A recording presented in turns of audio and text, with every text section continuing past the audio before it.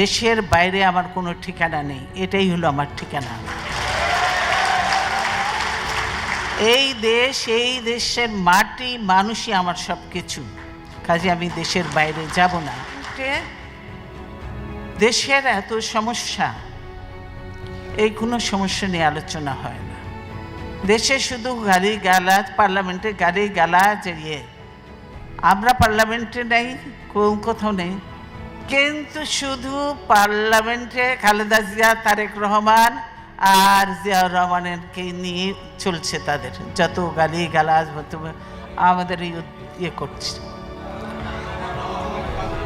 হ্যাঁ,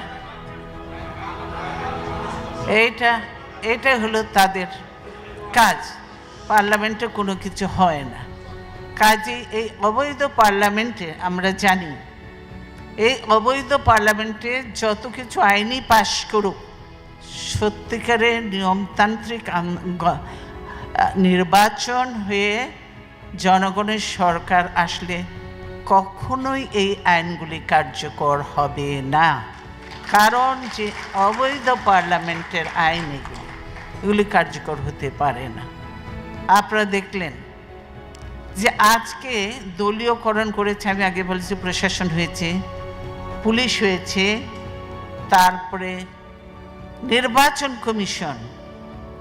এই নির্বাচন কমিশন পুরো দলীয়করণ, সব দলের লোকজনকে বসেছে।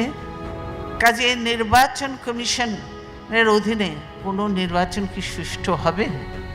হবে না। এই হাসিনার অধীনে কোনো নির্বাচন কি সুষ্ঠু হবে? এতগুলো কিছু দেখার পর হবে না।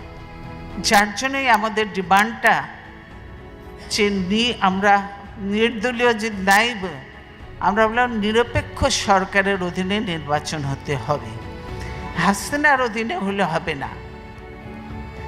আর নির্বাচন কমিশনকে পুনর্গঠন করতেই হবে, কমপ্লিট পুনর্গঠন না করলে এই নির্বাচন করা, এই রকিবউদ্দিন আর হামিদুদ্দিন দিকে দিয়ে পার্লামেন্ট নির্বাচন করা সম্ভব নয়।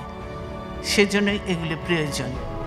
দেশ আজ গণতন্ত্রহীন অবস্থায়, যার জন্য দেশে এইসব ঘটনা ঘটছে, একের পর এক যে ঘটনা ঘটছে, এই গণতন্ত্রহীন অবস্থায় রয়েছে।